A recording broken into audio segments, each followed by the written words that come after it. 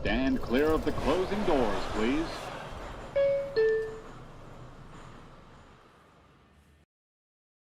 What is up, you guys? Welcome to the stream. The offseason continues for the New York Mets. We are about to find out the World Series matchup for the Fall Classic here in just a few short hours as the Mariners and the Blue Jays square off in a crucial Game 7. Obviously, crucial is pretty obvious in that one. Winner takes all, loser goes home, and we will find out who we will be rooting for against the LA Dodgers in the World Series. But as far as the Mets, of course, we know it has been the offseason now for basically 3 weeks. And of course, we know not a whole lot of stuff is going to happen at this juncture right now with the playoffs still going on.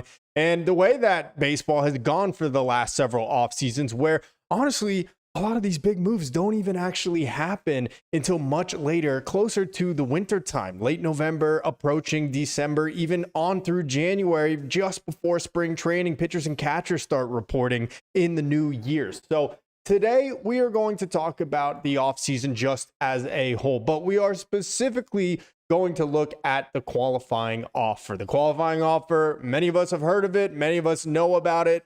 How much in detail? Honestly, I don't know for some of you. I myself had to brush up a little bit and get a better understanding of how all of this works. So today, I'm going to break down what the qualifying offer and any pursuit of players that have an offer attached to them will mean for the Mets this upcoming winter. But guys, you know the drill. Before I get started, be sure to subscribe if you're not already. Daily Mets content. Leave this video a like, really appreciate that. And you can follow me on all the other platforms, TikTok, Instagram, and Twitter. Links to all of those are in the description of this video down below. If you guys want to call into the show, you could do that as well. Go to the link in the description to Discord. That will put you into the waiting room, and I will open up this stream for calls whenever you guys hop in there. So would love to hear your guys' opinions on this. But I put out a short earlier today, and it was basically me saying, I don't anticipate the Mets being very active on any player that has a qualifying offer attached to them. And I listed a couple of reasons. I listed the impact that it will have on the Mets in terms of their financial impact, as well as draft pick compensation that they would have to give up. I also talked about David Stearns and his history as a general manager. So we're going to get into all of those things here right now. We're going to take a look at some names that I expect to have a QO attached to them, what the Mets will do in terms of Edwin Diaz, who is eligible for a qualifying offer. So let's get into it. But before I go any further, to the chat we go. Frankie Diaz, what's up, brother? It's been a while. Hope all is well. Let's get Scooble LFGM, man. Tariq Skubal is the flavor of the month, and for good reason, obviously. We're talking about the best pitcher in Major League Baseball, and we have heard these rumors now for about a week that the Mets would be interested in trading for Skubal if he is, in fact, available. We know he's got 1 year left on his contract here with Detroit. And they, even though they're not a small market team, like to act like a small market team. We heard this $250 million gap between him and the Tigers. We know, though, his agent is Scott Boras.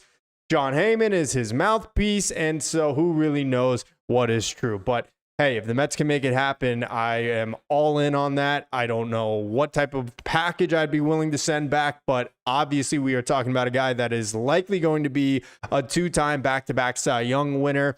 It gets complicated, of course, with him having just 1 year left of control. So it's going to be very interesting to see how that goes. If the Mets can do that, wow, that will go a long way towards solving some of the big issues that this team had and why they inevitably missed the playoffs down the stretch here in 2025. So love it, Frankie. Thank you for tuning in, my man. I appreciate it. Look, let's get into this whole qualifying offer thing. And before that, though, RM1042 still recovering from that Giants loss yesterday. Oh, my goodness. I got to be honest. I'd rather the Jets be the Jets, which is probably non-Power 5 college football team, than have what the Giants just had to happen to them yesterday. My goodness, the New York Football Giants. I mean, I'm not going to go too detailed to it, but RM1042, I give you my condolences. That is an all-time heartbreaker. I thought we had it bad as Mets fans. That is like ripping your heart out and showing it to you while it's still beating. My goodness. At the very least,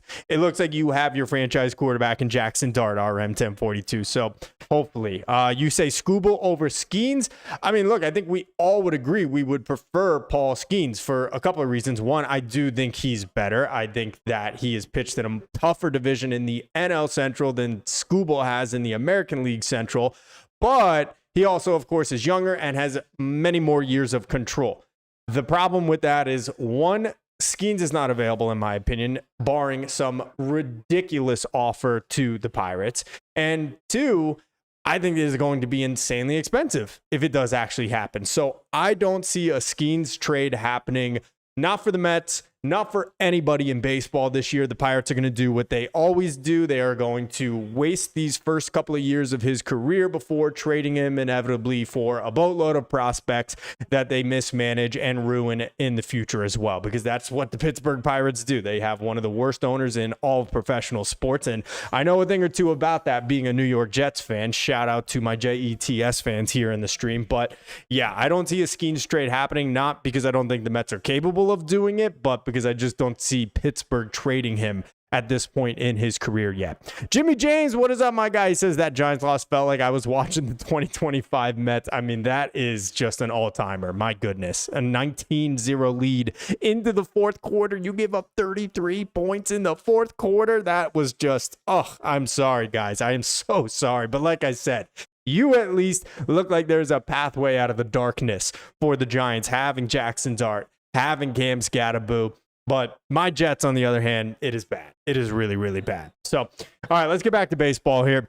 I was mentioning how we're going to talk about the qualifying offer here today and how it's going to impact the Mets. So, first of all, everyone probably knows what a qualifying offer is, but I'm going to just kind of give the layman's terms really briefly so we all have a very basic understanding of what we are talking about here. So the qualifying offer, they tried to do away with it at the most recent CBA negotiations. The two sides couldn't come to an agreement on it, so it stays today. It was instituted in 2012 for the first time.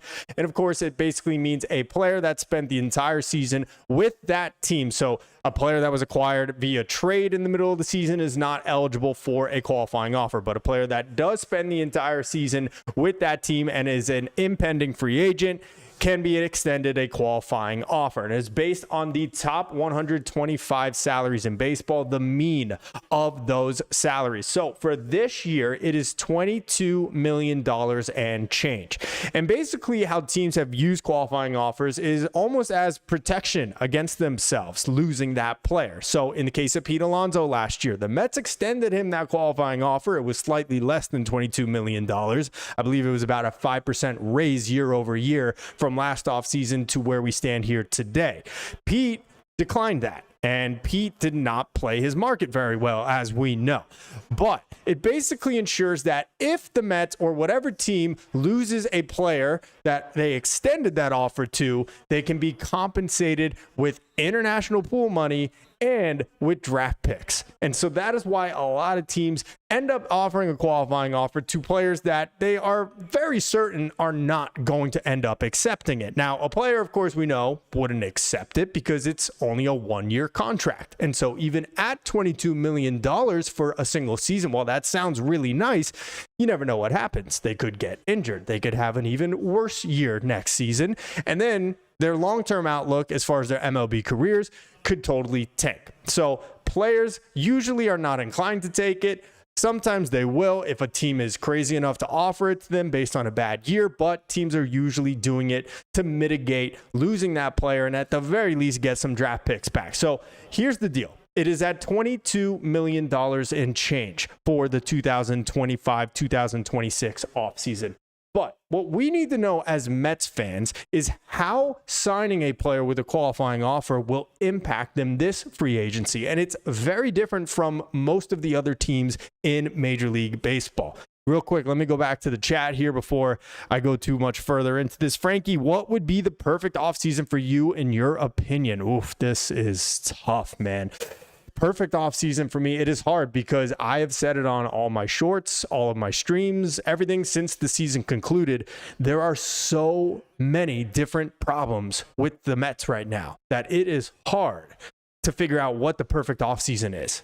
Because, of course, they need a frontline starting pitcher. Like, we believe Nolan McLean could be that guy. Absolutely. But is he an ace yet? I'm not ready to say that. He made 8 major league starts. He never saw the same team more than once. So I am not ready to anoint Nolan McLean as the ace of this staff quite yet, even though I 100% believe there's potential there. So that's number one, finding an ace, a top of the anchor guy, top of the rotation type of anchor, I should say. Then they probably need to still add another starter because who knows what Kodai Senga and what Sean Manaea are at this point. And even David Peterson is a little concerning with how he fizzled out in basically the last 2 months of the season. So the rotation needs to be addressed majorly, both at the top of it and in the middle of it. You have to find a way, in my opinion, to re-sign Edwin Diaz. So there you go. That is number one for me. No excuses. The Mets have a closer who has proven that he can finish ball games here in New York, and he has done it now for a number of years. Edwin Diaz is that first checkbox that I need the Mets to make this a perfect offseason, in my opinion. Then they have to figure out what's happening with Pete Alonso. Pete Alonso hit 38 home runs this year, drove in 126 RBIs. I understand not wanting to commit to him on a 7-year contract. In fact, I think that's a bad move, in my opinion. But how are you going to replace his production? I think that is a huge, huge question and will totally change the way that the Mets navigate this offseason, whether or not Pete Alonso re-signs with this team. And depending on the role, if you're telling me he's going to come back on a 5-year deal where he's going to DH for a majority of it, that would actually be, I think, the best possible scenario. And then that opens the door to go sign another legitimate first baseman or maybe promote Ryan Clifford, which could give them opportunities to fill in a gap in the outfield. So there's a lot of different ways, but to give you an answer, I will say, number one, 100%, they need to re-sign Edwin Diaz. And then they need to, of course, get an ace for the top of this rotation, along with figuring out the Pete Alonso situation, whether that's bringing him back as the first baseman, as a part-time DH and first baseman, or replacing his production. Got to do all of those things, and pretty much then you go from there, figuring out how to improve the defense, which was an issue, fixing the rest of the bullpen behind Edwin Diaz, which of course showed some cracks in its foundation down the stretch. So a laundry list of things that the Mets really do need to figure out here this offseason. Frankie, good question. All right, so as far as the qualifying offer goes, like I said, it is at $22 million for any player that is eligible. They had to spend the entirety of this previous season with that team. They cannot have been a midseason acquisition or signing or anything like that. So in the case of the Mets, however, it is very complicated because they are one of 7 teams that are competitive balance taxpayers. And that is, of course, because we know their salary last year was above the competitive balance tax, as it has been now for a couple of years. And we keep going into those upper tiers of penalties because Steve Cohen is such a great owner and willing to spend on talent. But it has its repercussions, and this is one of them. So I'll just read this to you here. You could probably read it on your screen here as well. I believe it's zoomed in enough. As one would expect, these teams face the stiffest penalties for signing a qualifying offer, rejecting free agent. These clubs would have to give up $1 million in international bonus pool money, as well as 2 draft picks, their 2nd and 5th highest selections in the 2025 draft. So this would obviously be something that I don't think we'd expect from David Stearns. This is something that is totally against anything that he ever did in Milwaukee. And in the case of his time here with the Mets, it's only been 2 off seasons, and 2023 was really more of a transition year coming off that epic failure after signing Justin Verlander and trading him and Scherzer in the middle of that season. He has only given an offer to 1 player that had a qualifying offer, and that was Juan Soto. So yeah, that was a no-brainer. You don't let the competitive balance draft picks or the international bonus pool money get in the way of signing a guy like Juan Soto. But the point stands. Only one guy has ever been linked to the Mets or signed with the Mets that had the qualifying offer attached to them since David Stearns took over, and that was Juan Soto. And the reason I bring that up is because Soto, being 26 years old at the time, now 27, Soto being a generational player, whatever you want to call him, if you don't like that term, his numbers speak for themselves. 42 home runs this year, 38 stolen bases. I mean, just ridiculous numbers, OPS, of course. And they got him on that deal. But I think it was a special kind of player, a special situation, circumstances that actually allowed for Stearns to do that. And again, I bring up the age. Whereas some of the players we're going to examine here are not in that same situation in terms of age, longevity, and also maybe seeking contracts that the Mets are going to have to pay out as well and could have long-term ramifications on their payroll and roster flexibility looking into the future. So $22 million.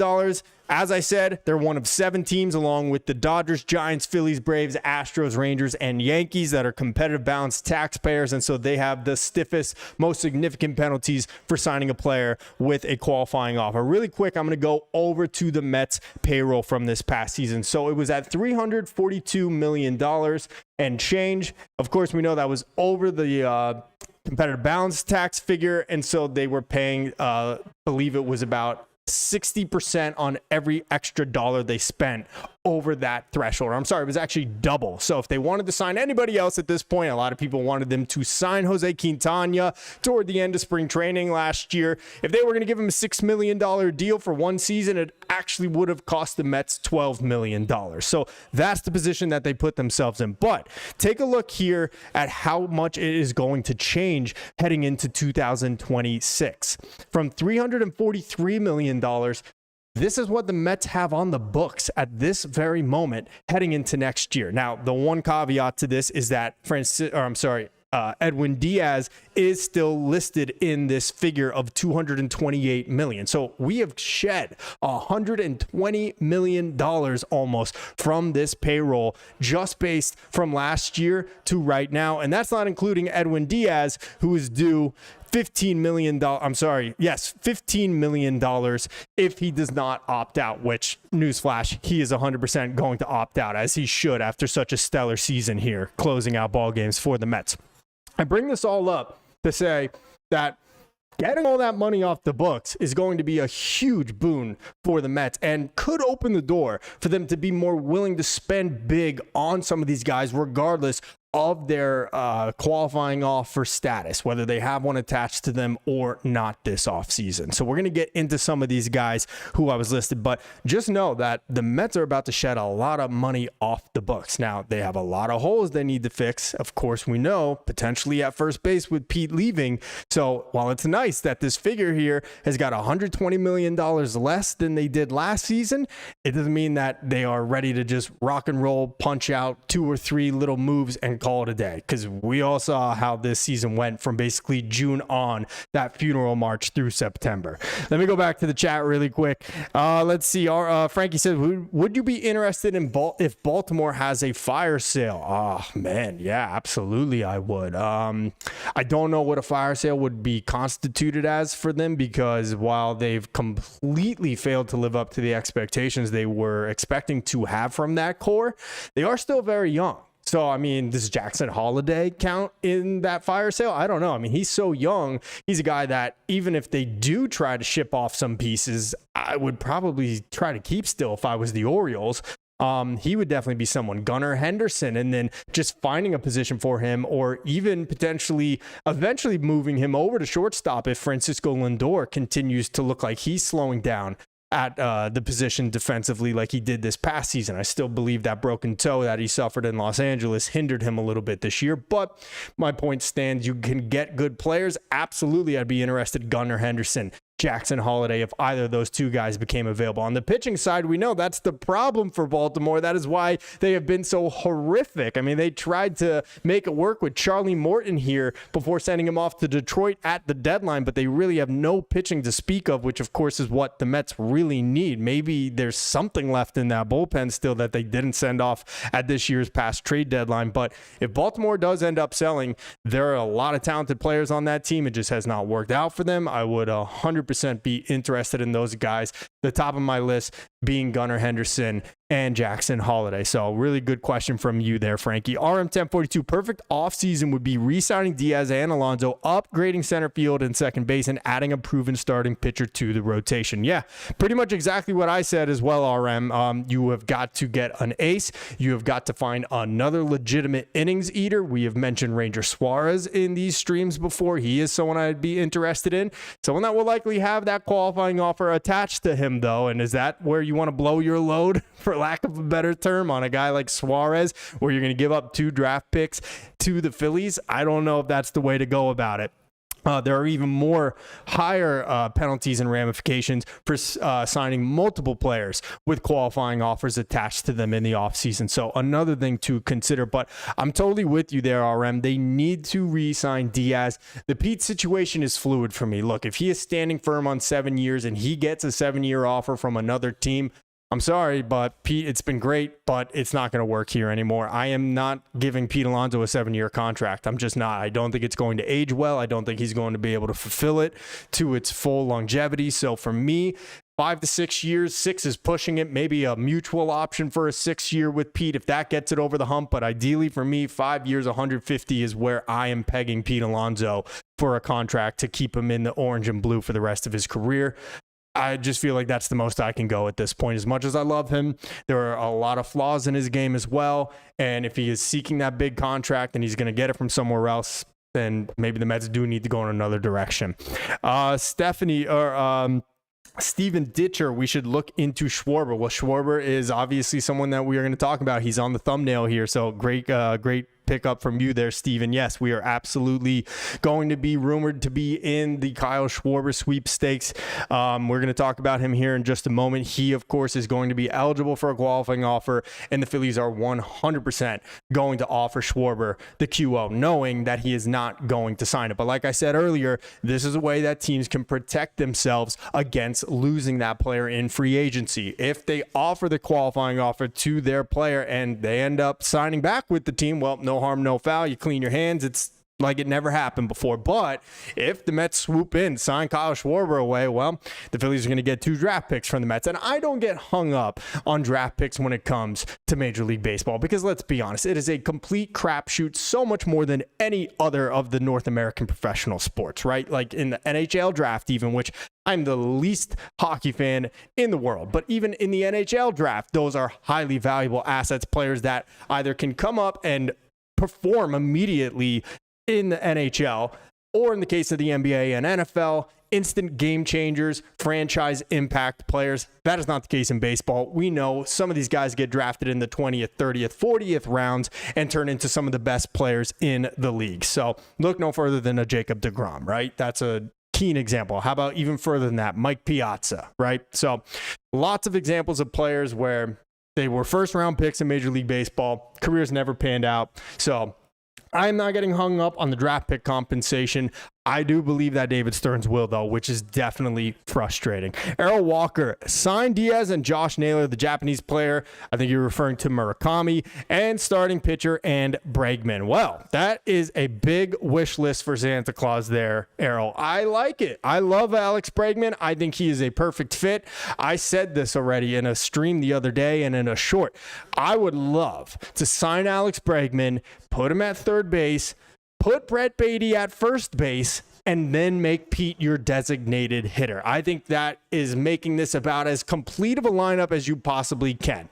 That's without knowing what's going to happen to Mark Vientos, for example, who I believe is going to be traded this offseason, but throw him to the side.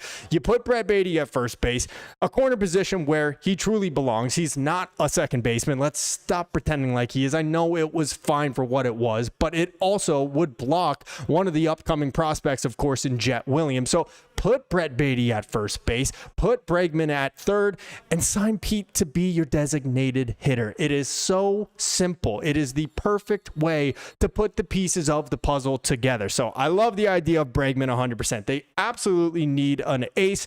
I don't think there is an ace on this market right now. Framber Valdez is 32 years old. He is going to look for $170 to $180 million. Not so sure I like that. Dylan Cease is not an ace. I know he finished runner-up Cy Young one year. I know he finished 4th in Cy Young voting again. he has not been all that great since going to San Diego. Let's stop pretending like he has been. Okay, he's also going to be looking for that 150 to 190, maybe even more money than that. He is 29 years old. And the same for Ranger Suarez. Really nice number 3, steady Eddie kind of guy, goes out, basically gives you a quality start every single time, never worse than that, and even sometimes can pitch like a 1 or a 2 in your rotation. But is he the guy that you want to blow 140 to 150 million dollars on and have to pay up in terms of the qualifying offer penalties? I just don't know. So that is why Tariq Skubal is such an interesting case for the Mets, where, yeah, you're trading for a guy, but you're not giving up draft pick compensation. You kind of know where you stand in terms of trading for him and what you had to give up for him, and you're hopefully comfortable giving up some of those prospects. So I'm with you there 100%, Errol. MEZBX, I think a good trade partner for Vientos would be the Red Sox. You could play for first or DH for them, and they have a surplus of young guys and some pitching. I would definitely think the Mets and Red Sox link up really well on a potential trade for Vientos. First of all, just looking at Vientos playing in Fenway with the monster, the dude would hit like 280 and probably 35 bombs if he ever got back to his 2024 form. So I think Vientos in Boston would be a great pickup for them 100%. I don't know what I would want to get back. I know a lot of people are probably going to immediately speculate Jarren Duran. Well, I don't know about that at this point. Really down season for him. He looked horrible in the wild card series against the Yankees. We know there have been some off the field, really on the field problems with him saying some things he shouldn't be saying, and he's just a little, I don't know, I've said it before, his mind, I don't know if he has the mental the right mindset to play in New York. So yeah, I don't know about Duran, but that definitely an interesting trade partner with the Red Sox, 100%. MEZBX, 4 years, 125 would be my offer to Alonso. If him and Boris stall on the deal, move on. I mean, that is some good negotiating tactic from you there, MEZ, and I'm willing to go 5 years, 150. That would put it at $30 million average annual value. Look, the Mets gave Pete a 7-year offer a year before he went into his walk season, and he declined it. So this is essentially him recouping that after getting paid what he got paid this year on the 1-year plus opt-out deal that he's about to opt out of, or already I guess technically has. So look, Pete, I'm sorry. You're entering your age 31 season or age 32 season now. You are a liability at first base with your throws to pitchers and all around the diamond. I just think he needs to realize this is who he is. Yes, a great hitter, but a prototypical DH. And that is why I have said this. Moving Brett Beatty to first, signing a guy like Alex Bregman or maybe Murakami from Japan, who I'm really not that high on after taking a deeper dive into him. A little bit of a tease there for you. I'll have a video on him later this week. I think that is just the best way that the Mets can go ahead and approach this offseason, improve the lineup, improve the infield defense, and give them a veteran winner like Bregman, a guy that's won World Series, been to the playoffs nearly every single season of his career. I love the idea of that. MEZ Box, Beatty at first base, why not? I mean, I don't see why that's such a problem. Look, Beatty has decent defensive metrics at third base. He's not a tremendous third baseman. He is not a Gold Glove winning third baseman. He never will be. I'm sorry, he's not. I think Bregman's a better third baseman right now than Brett Beatty is. Brett Beatty is a fine corner infielder. I don't think he's tremendous by any means. And look, the bat really came around when he was getting consistent playing time. This is his avenue to getting it, but I'm not ready to just put him at first base, have Pete DH, and give Vientos third or something like that, or give Ronnie Mauricio the reins at third. And let me just say this now, that is definitely not what the Mets are planning to do this offseason. All right, a couple more here real quick, and then we'll go through some of the players that are free agents this year and what it might look like to sign them, including the qualifying offer. Buzz Bass, Pete doesn't want the DH and Beatty isn't playing first. Well, Beatty may not want to play first, or Pete may not want to DH, but Pete may have to realize that that is what baseball teams in the league are viewing him as. So Pete may not want something. It doesn't mean he's going to get his way. They do not view him as a legitimate first baseman. So if he wants to insist on playing first base, maybe the Minnesota Twins will sign him. Maybe the Angels will sign him. If that's what he wants to do with his career, then okay. But competent teams do not want to give this guy 7 years for the middle to end of his 30s to play first base, where he has already shown that he has major issues throwing the baseball. And this is not me throwing shade at Pete. This is me just keeping it real here. So, D-Rails, what is up, my man? Tony, my guy. Appreciate you, D-Rails. Thanks for tuning in. One of the OGs of the streams here. D-Rails, let me ask you, how do you feel about the Mets signing Alex Bregman to play third, moving Brett Baty to first base, and re-signing Pete, but to be the DH, or at the very least, to do some split time at DH with Brett Baty at first base, where they alternate there? I think that is the perfect solution to help this lineup, to fix this infield defense. Who knows how many more years you get of Bregman at third? I don't know, but I will stand on this. He's a better third baseman right now than Brett Baty is, and probably than I think Brett Baty will ever be. So I don't think that I am all that crazy for saying that. MEZ Fox, Kyle Harrison, Jordan Hicks, Abreu, options for Vientos might be reaching. Jordan Hicks is interesting. Wilber Abreu, you know, they have a logjam in their outfield, does Boston. So that is not a terrible option by any means.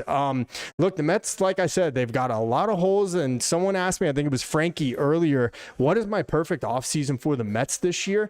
It's so hard for me to say because they have such a logjam where you have Brandon Nimmo signed to this monstrous contract, but a guy that really probably does not have many days left as a everyday left fielder for him.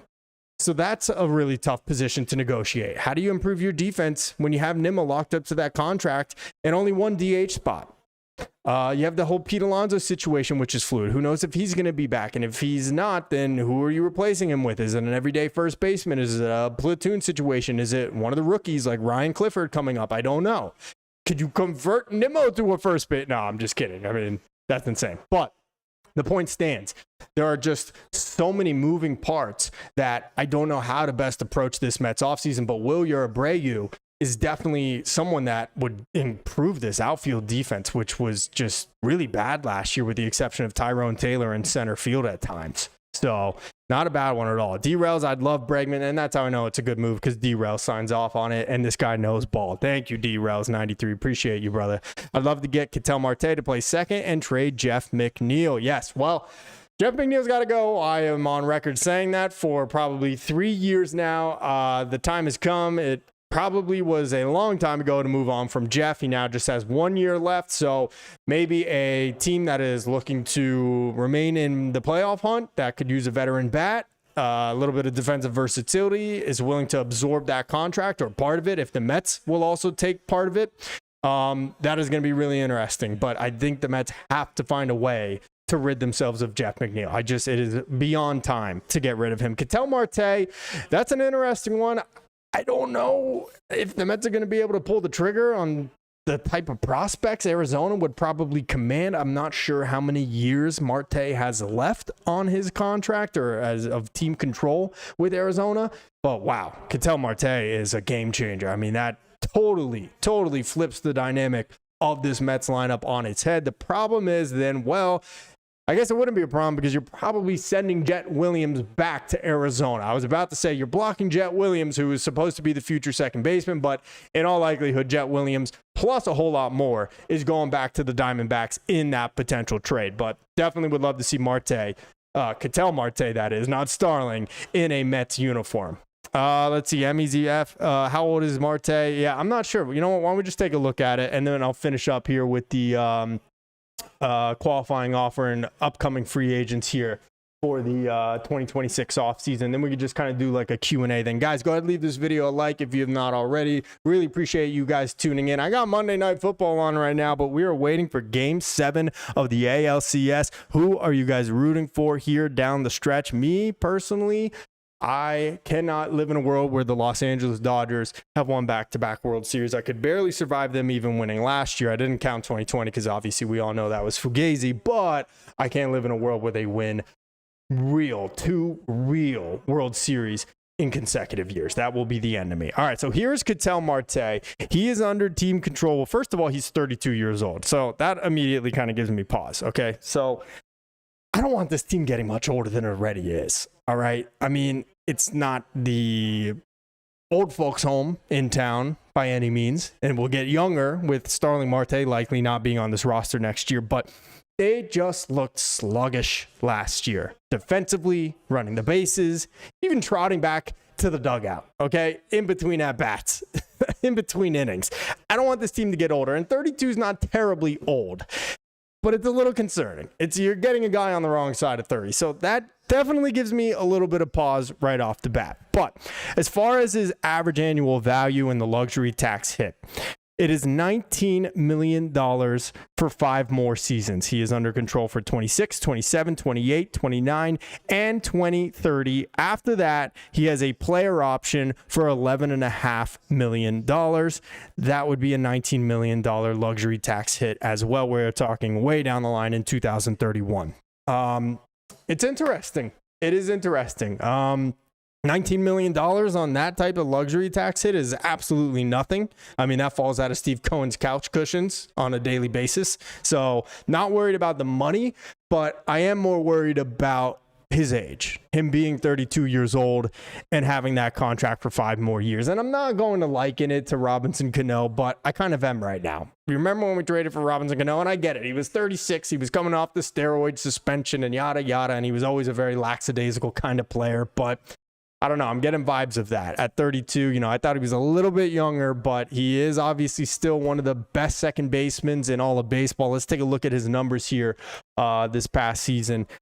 Easy Box says, thanks for the content, Tony. No, thank you for tuning in, guys. I appreciate y'all coming to hang out. It's sad when the Mets are done and we don't have much content to talk about, but I'm trying to just make it fun for you guys. I got some stuff in the works here, so hopefully you guys keep tuning in. Appreciate you guys being here very much.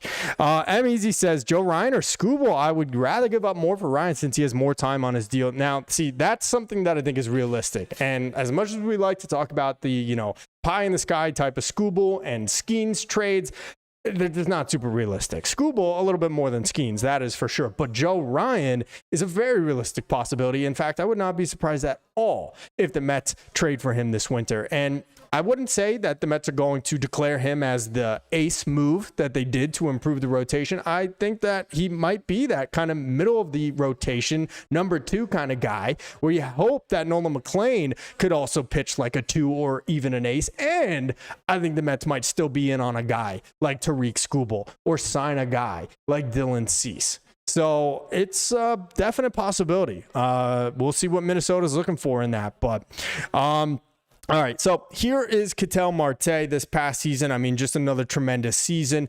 Let's see, 28 bombs, 72 ribbies. Slash line had a 283 average, a 376 OBP, 517 slug. My goodness, an 893 OPS and an OPS plus of 145. My goodness, this has got to be the best second baseman in baseball, or one of the best still. He's got to be top 5. I mean, he's in there. Ketel Marte has just had a tremendous career and really no signs of slowing down.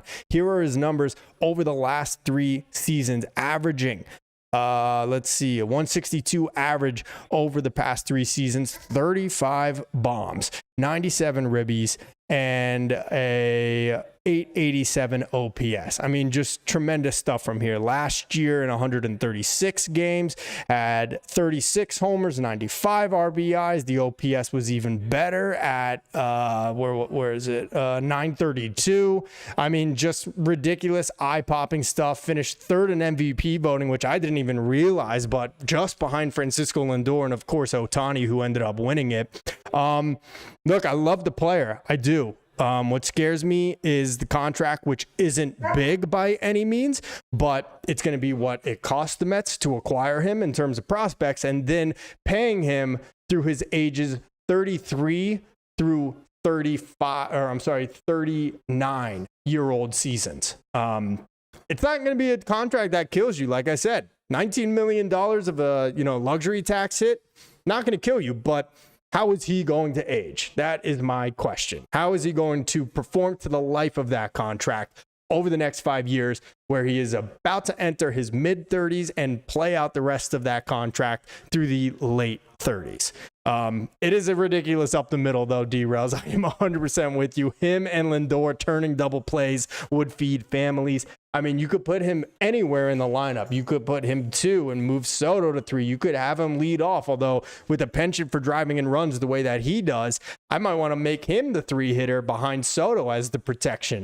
There's so many different options that you get with having Ketel Marte. Defensively, I don't know how he was. I'll take a look at that real quick, and then I'll go back to some of the free agents that we have coming up here in the offseason and any type of qualifying offer attachments they might have to them. All right, so here's Ketel Marte. I mean, as you guys know, red is good, and that is very, very good right there. MEZBX says Marte could be rejuvenated playing on the East Coast and the other star Latin players on the Mets. Maybe I could see that. Although, and this just popped in my head right now, guys, I did just see the article about his teammates saying that they were upset with him because of a lack of work ethic. And I don't know if that guy is just talking out of his ass. I don't know what it is, but here it is. MLB trade rumors. Diamondbacks teammates reportedly frustrated with Ketel Marte. It appears there's some behind-the-scenes drama in Arizona. Per a report, Ketel Marte, some players of the Diamondbacks are frustrated with Ketel Marte and his tendency to miss games. Most often, that appears to be due to health, though a situation around the All-Star break where Marte was absent from the club was also seemingly a source of discontent. Marte is clearly an asset, yada, yada. Yeah, we get it. 6.3 WAR, which is just unbelievable. The issue is more about him deciding not to take the field. Marte does have a notable injury history. In 21, he was limited to 90 games, 135 to 150 games over the last couple of years. Marte asked for a day off in the final week of the 2024 season, and as you know, they were chasing down the Mets for that final wild card spot. The Mets ended up getting it via a tiebreaker over Arizona, and he asked for a day off in the final week of that season, which quote, irked teammates. This year, he, quote, raised eyebrows when he asked not to play the final game before the All-Star break, but then participated in the All-Star game itself. Ooh, all right. So how do you guys feel about that after hearing all of that news about Ketel Marte and some of his teammates being a little disgruntled with his motor and maybe unwillingness to play in games at times and stay healthy and on the field? I don't know. That changes things a little bit for me, and I was already not super sold. On the player himself, like I said, 100% in on Ketel Marte, but the age, long-term contract, you got this article here, that will not play in New York, as you all know. That could be fine in Arizona with their fans because they don't even pay attention or know what's going on. They just show up to the ballpark once a year, and, oh, Ketel Marte is still on the team. That's great.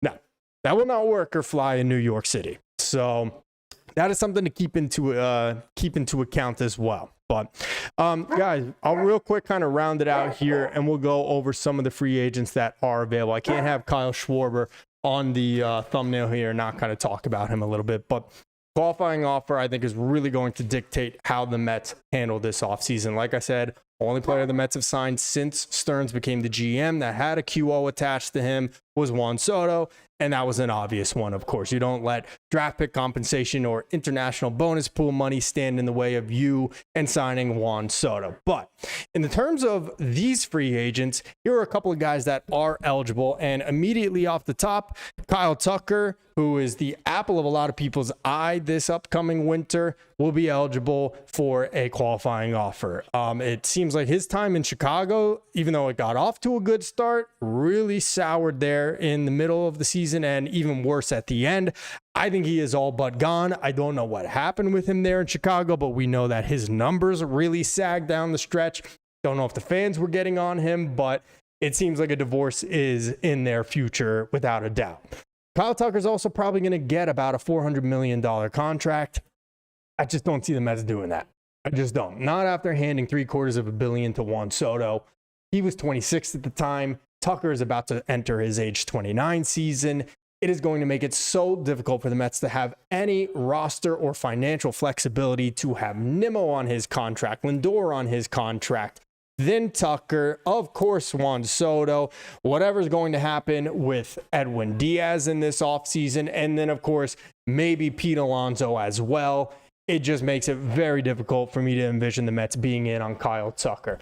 Framber Valdez, like I said, he's entering his age 32 season. He is eligible for a qualifying offer, I believe. If he was offered one in the past, then he is not eligible to receive one this year. I'm not sure on that. I'll just be totally honest with you. Cody Bellinger is not eligible for a QO. He has received one in his career before, so I think Cody Bellinger, as I have said before, is a great fit for this Mets team. I think he could solve a lot of defensive problems for them at multiple positions. while being a huge boon to replacing a lot of Pete Alonso's production. So Cody Bellinger is someone I'm very interested in. The market value is listed at $30 million per season for him. So interesting one for sure. He, of course, is also 30 years old. It's really an older free agent class this year. And this is why we are probably going to have a work stoppage not too long from now, because these guys with their 6-7 years of team control, once they debut, is just ridiculous. And they're not getting paid because once they're 30, teams get very afraid of giving them those long-term contracts. Just look at Pete Alonso, who is on this list. We, of course, know Pete not eligible for a qualifying offer because the Mets extended it to him last year. But then there's Kyle Schwarber, and he is eligible for the qualifying offer, and shockingly is listed at $24 million market value, as in his AAV of 24, nearly 20, we'll call it $25 million each of the years of his contract. At 32, almost 33 years old, that is shockingly low. That is one of the guys that I am 100% willing to move on, that I am willing to overlook the fact that I would be handing the Phillies 2 of my draft picks and giving up $1 million in bonus pool money. Kyle Schwarber is an absolute freak. Over 50 home runs this year, very nearly 60. The perfect designated hitter. The age doesn't worry me because, again, he's a DH. He doesn't play the field. Think of Nelson Cruz. Think of all those guys of the past when designated hitter actually used to mean something. I would pull the trigger on Kyle Schwarber. I mean, it totally transforms this lineup.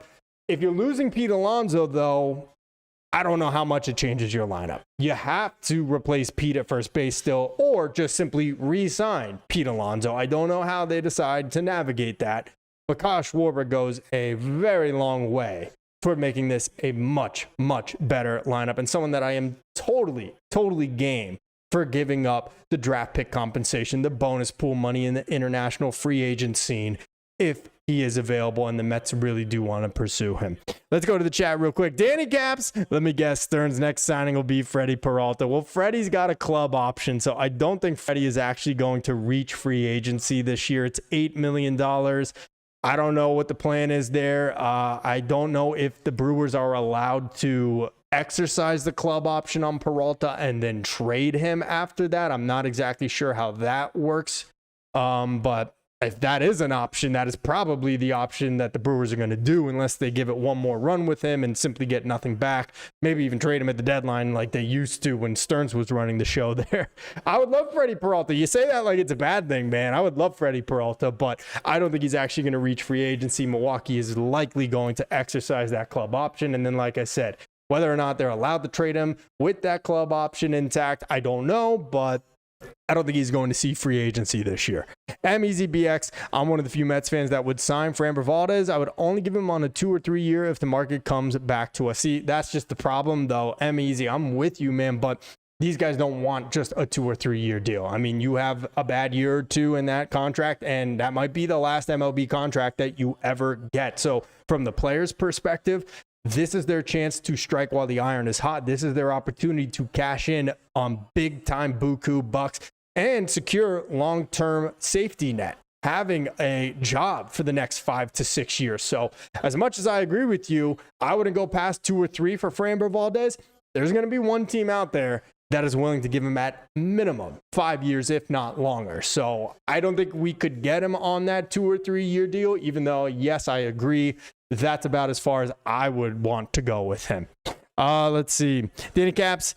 Let's see. My bad. Just read the club option. No, you're all good, man. It is confusing. I don't know exactly how it works. And then, of course, we know, guys, Dylan Cease is likely going to have a qualifying offer attached to him because the Padres are going to offer him that $22 million deal. But he's entering his age 30 season. He is looking to cash in on a long-term deal. He is going to reject it. Someone will sign him. Maybe the Padres come to terms with him. They wipe their hands clean of the qualifying offer, or somebody else does, and the Padres get that draft pick compensation back.